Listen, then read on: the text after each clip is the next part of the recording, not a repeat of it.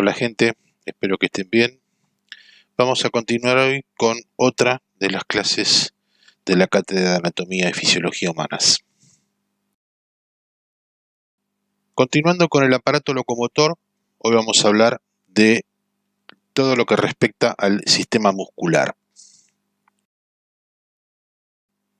¿Y qué es el sistema muscular? Bueno, obviamente es un conjunto de músculos que recubren todo nuestro cuerpo, ¿sí? Tenemos aproximadamente 650 músculos en todo nuestro organismo. Quizás lo que uno está más acostumbrado a ver son los músculos esqueléticos, ¿sí? Aquellos que se contraen como respuesta a un estímulo nervioso.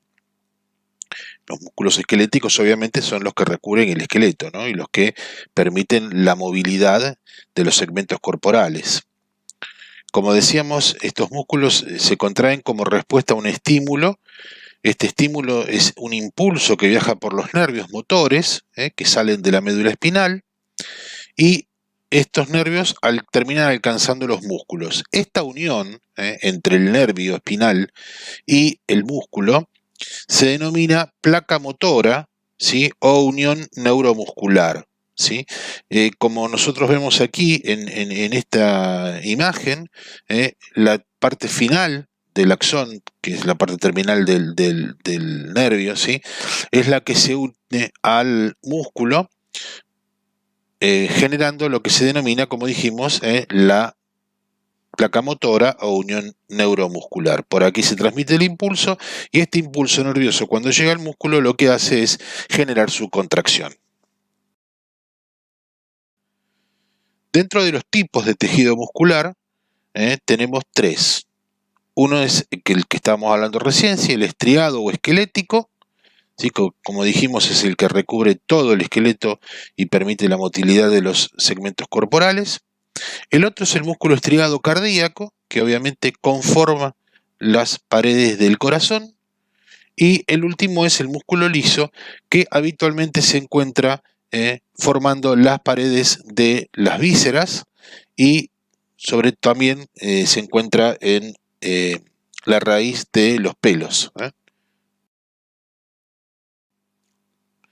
Un músculo, ¿sí? Por ejemplo, el músculo esquelético, está formado por fibras musculares. Estas fibras, como dijimos, en el músculo esquelético son fibras estriadas y se organizan conformando cada fibra muscular rodeada por una membrana de tejido conectivo que se llama endomisio.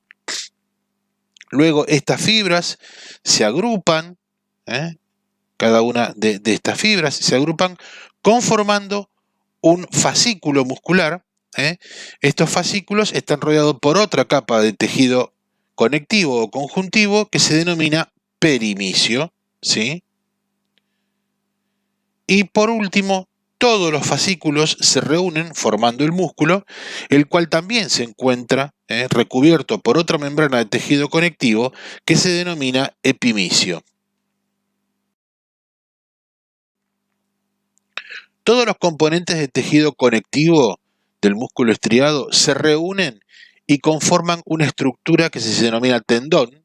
El tendón entonces es una estructura de tejido conectivo firme, resistente, que es la que permite que este músculo se una a los huesos que en última instancia de los cuales va a generar su movilidad, su motilidad, ¿sí?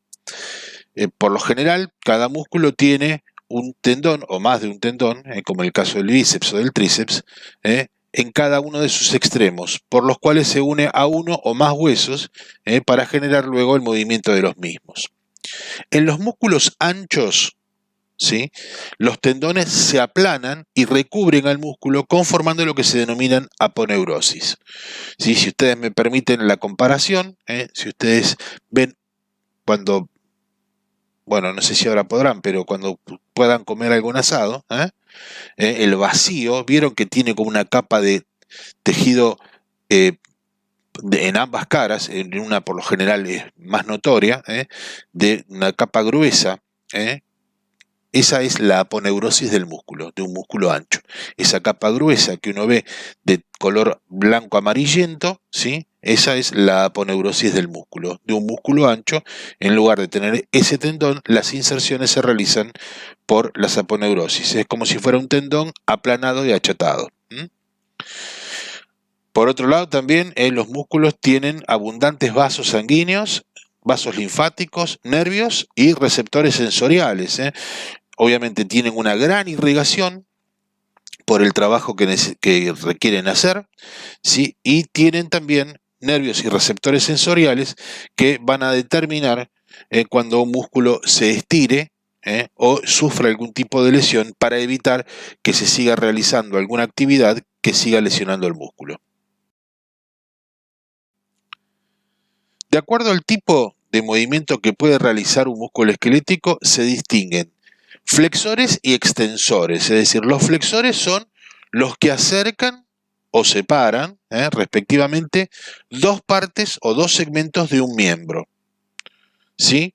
Por ejemplo, si uno dobla, como uno dice habitualmente, el antebrazo sobre el brazo, lo que está haciendo es una flexión del antebrazo sobre el brazo, ahí actúan los músculos flexores, y acercan entonces, en este caso, o disminuyen, ¿sí? El ángulo de una articulación. En cambio, los extensores lo que van a hacer es justamente el movimiento contrario. Si uno estira, como dice habitualmente, el antebrazo sobre el brazo, por ejemplo, lo que hace es extender el antebrazo sobre el brazo, por lo cual separa o aumenta, ¿sí?, el ángulo de esa articulación sobre la cual están ejerciendo el movimiento. Si uno aplica estos términos en relación a la cadera y al hombro, estos también son movimientos de flexión y extensión, pero tienen una definición diferente, ¿sí? Porque, por ejemplo, la flexión, ¿sí?, en estas estructuras constituye un movimiento por el cual el muslo y el brazo se desplazan hacia adelante. Esa es la flexión del hombro sobre el tórax, ¿sí?, o del miembro superior sobre el tórax, y del muslo sobre la pelvis. Esa es la flexión, y lo que hacen entonces es enviar estos segmentos, tanto el miembro superior como el miembro inferior, hacia adelante. En cambio que la extensión del hombro sobre el tórax o del miembro superior sobre el tórax y del muslo sobre la pelvis, lo que hacen es el movimiento hacia atrás, es decir, el extender es desplazar ambos miembros hacia atrás. Otro tipo de músculos son los abductores o abductores y los aductores. Los abductores alejan segmentos del eje medial, en tanto que los aductores lo acercan. Los rotadores, que hacen que un hueso gire alrededor del eje longitudinal, por ejemplo, la pronación y la supinación del antebrazo y de la mano constituyen movimientos específicos de rotación. Recordemos, la pronación es colocar la cara posterior del antebrazo y de la mano mirando hacia arriba, en tanto que la supinación es el movimiento inverso, es colocar la cara anterior del antebrazo y de la mano mirando hacia arriba. También existen movimientos de los músculos elevadores o depresores, que pueden, por ejemplo, en los hombros, pueden llevarlos hacia arriba o hacia abajo, respectivamente. Y también están los esfínteres y dilatadores, que cierran o permiten la apertura de un orificio corporal. El sistema muscular esquelético se divide en 7 grandes regiones, que son la cabeza, la región anterior del cuello, la región posterior del cuello y del tórax, o del tronco, perdón, ¿sí?, el tórax, el abdomen, las extremidades superiores y las extremidades inferiores.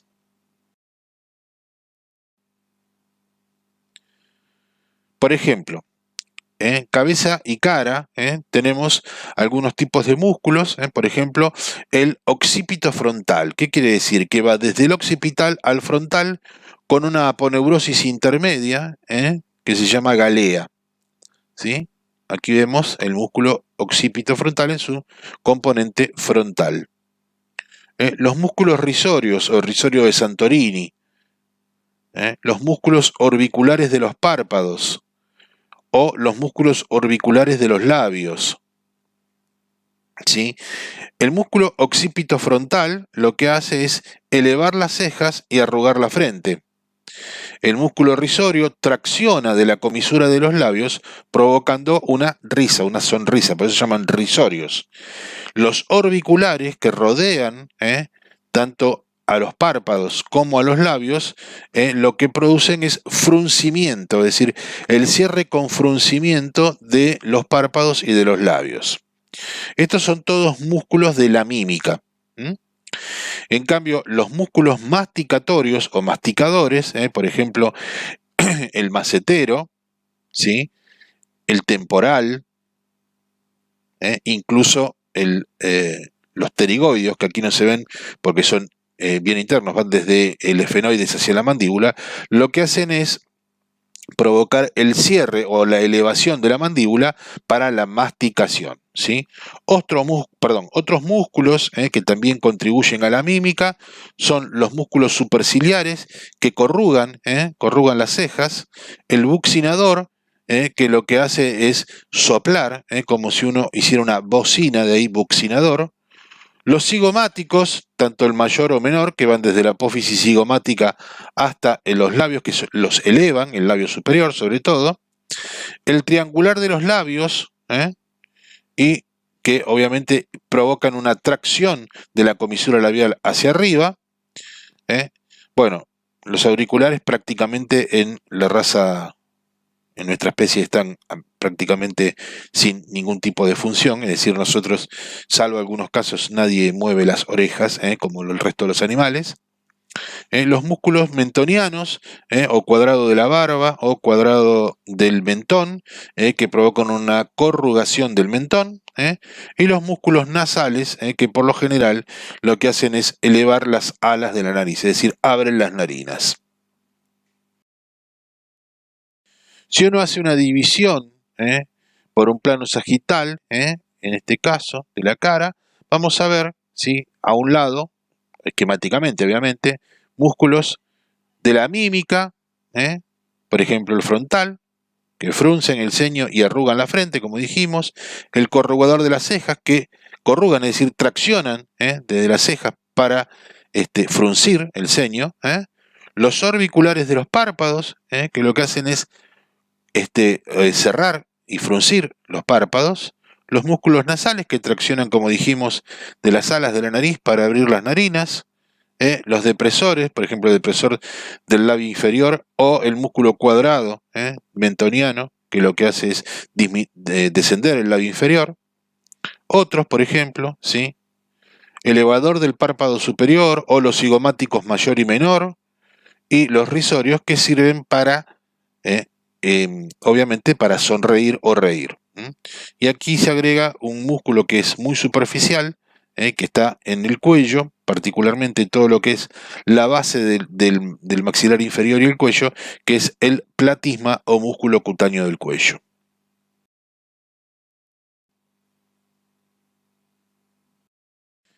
En este preparado anatómico vemos algunos de los músculos que hemos estado nombrando, por ejemplo el occipito frontal con su aponeurosis intermedia, que también se denomina galea.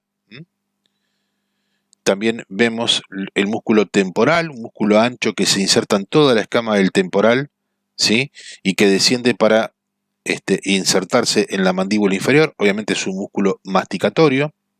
Bueno, una glándula salival grande, la más grande, que es la parótida con su conducto de Stenón. Otro músculo masticatorio, el macetero, que también va desde lo que es la apófisis cigomática y el malar hasta la mandíbula inferior, otro músculo masticatorio, como dijimos. El músculo buccinador, que es el que permite que nosotros frunzamos los labios y los estiremos hacia adelante como formando una bocina, como para soplar. Un músculo muy poderoso del cuello, el esternocleidomastoideo, con la inserción en la apófisis mastoides del temporal y sus dos inserciones, clavicular y esternal, esternocleidomastoideo, de ahí su nombre, como dijimos, el músculo temporal, el orbicular de los párpados, que frunce a los mismos, los elevadores del ala de la nariz, los músculos cigomáticos mayor y menor, músculos que sirven para sonreír, para abrir para separar los labios hacia arriba, el orbicular de los labios para fruncir los labios, el triangular de los labios que tira de la comisura hacia arriba, y el cuadrado de la barba, el cuadrado del mentón o borla del mentón también llamado, que sirve para descender el labio inferior. Y el platisma o músculo cutáneo del cuello, que es un músculo muy muy delgado, muy ancho, que se inserta en la parte inferior de la mandíbula y llega hasta el esternón y las clavículas, que lo que hace es ayudar al descenso de la mandíbula y estira la... ¿Sí? Aquí vemos el platisma o músculo cutáneo del cuello, músculo, como dijimos, ancho, delgado y de grandes proporciones, que se inserta en toda la mandíbula inferior y en la clavícula y el esternón, que recubre a todos los planos musculares y que incluso se encuentra muy inmediatamente por debajo de la piel e inmerso en el tejido celular subcutáneo del cuello. Lo que permite es ayudar al descenso de la mandíbula y tensar toda la piel del cuello. ¿Sí? Aquí lo vemos nuevamente. Un músculo muy delgado, muy finito y muy superficial. Bien, si uno ve la región anterior del cuello, tenemos músculos que pasan por la parte profunda y por la parte lateral, como el esternocleidomastoide, un músculo poderoso, grande, que provoca la flexión y rotación del cuello o de la cabeza sobre el tórax. Su nombre, como dijimos antes, ¿sí? Externo, su inserción external, cleido, su inserción clavicular, mastoide, ¿sí? Su inserción en la apófisis mastoides. Externo, cleido, mastoideo. Otros músculos, los músculos escalenos, importantes porque entre el escaleno anterior y el escaleno medio pasan la arteria subclavia y el plexo braquial, que va a inervar parte del hombro y sobre todo el miembro superior. Otros músculos, el músculo digástrico, un músculo diferente a los demás, se llama digástrico porque tiene dos vientres, un vientre anterior que se inserta en la mandíbula y con un tendón intermedio en el hueso ioides, y un vientre posterior que del hueso ioides se inserta en el apófisis mastoides del temporal. Y aquí ya, al nombrar el ioides, vemos los músculos supraioideos, es decir, todos los que se insertan desde el ioides hacia la parte craneal, y los músculos infraioideos que se insertan desde el ioides hacia la parte caudal. Por ejemplo, aquí tenemos muchos de los músculos que llevan el nombre de sus inserciones. El homoioideo, del hombro al ioides. El esternocleidoioideo, desde el esternón y la clavícula, externo, cleido, hasta el ioides. De los supraioideos, el estiloioideo, ¿sí? Desde la apófisis estiloides al ioides. Todos los músculos supraioideos lo que hacen es ayudar a la apertura de la mandíbula y a tensar el ioides para que los músculos infraioideos puedan provocar, por ejemplo, la deglución o la fonación, es decir, ayudan a tragar. Los músculos infraioideos ayudan a tragar y hablar, deglución y fonación. Los músculos supraioideos ayudan a la apertura de la boca y a tensar el ioides para que los músculos infraioideos también puedan cumplir su función. Aquí tenemos un poquito más de músculos. Si tomamos el hueso ioides, acá tenemos el músculo digástrico, el vientre anterior. Otros músculos que también forman parte, que son supraioideos y que forman parte de lo que se denomina piso de la boca. Miloioideo. Iogloso, lo mismo, desde la lengua, desde la base de la lengua al ioides. Bueno, aquí tenemos una glándula salival, la glándula submaxilar, un músculo masticatorio que ya lo habíamos visto, que es el macetero, otra, la glándula más grande, la parótida, otros músculos, ¿sí? De la apófisis estiloides a la base de la lengua, estilo gloso. El esternocleidomastoideo, ya lo vimos, ¿sí? Músculos elevadores de la escápula. Aquí vemos los escalenos, el anterior y el medio. Por el medio sale el plexo braquial y aquí no se ve, pero bueno, pasa también la arteria subclavia. El medio y el posterior, ¿sí? Músculo homoioideo, desde el hombro al ioides. Tiene un tendón intermedio también. Aquí vemos el esternocleidomastoideo, como dijimos antes, ¿sí? Músculos infraioideos. Tiroioideo, desde el cartílago tiroides al ioides. Homoioideo, el vientre superior. Este es el vientre inferior, este es el vientre superior. Esternoioideo, desde el esternón al ioides. Esternotiroideo, desde el esternón al cartílago tiroides. ¿Sí?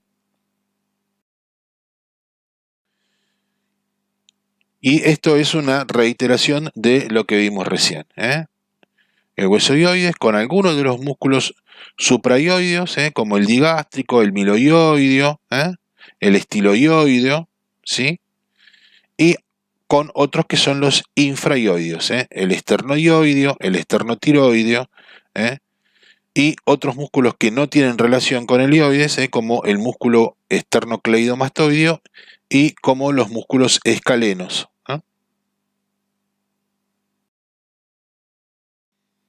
Y aquí los vemos nuevamente. El escaleno posterior, pequeño, el medio y el anterior más grandes, a través, entre el hiato que queda, el espacio que queda entre ambos, permite que salga el plexo braquial, nervios originados en la médula espinal cervical y que van hacia el miembro superior, y la arteria subclavia, rama directa de la aorta y que va a irrigar todo el miembro superior.